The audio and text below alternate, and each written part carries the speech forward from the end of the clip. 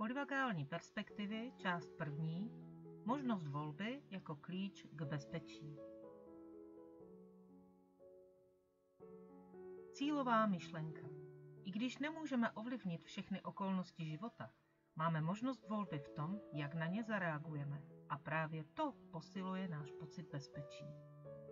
Mylně se domníváme, že pocit bezpečí ovlivňuje jen vnější prostředí. Vnitřní prožívání má také vliv na pocit bezpečí.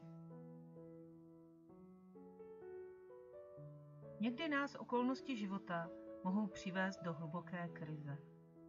Není úniku a my se cítíme být v pasti.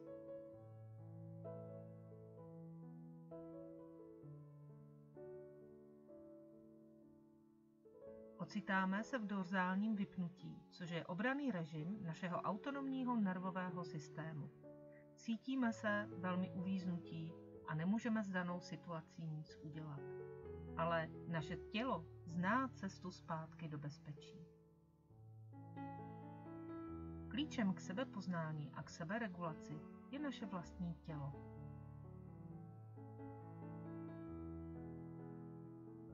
Můžeme znovu zapojit ventrální vagový okruh.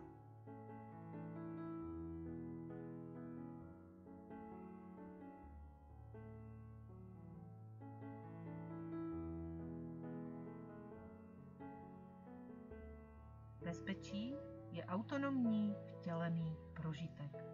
Můžeme se ukotvit v bezpečí ventrálního vagového okruhu a najít v sobě vnitřní klid i v těžkých situacích.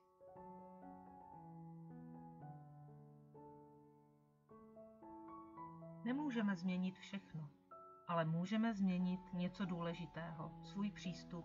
Máme možnost volby. Poznej polyvagální teorii a nauč se znovu cítit se v bezpečí.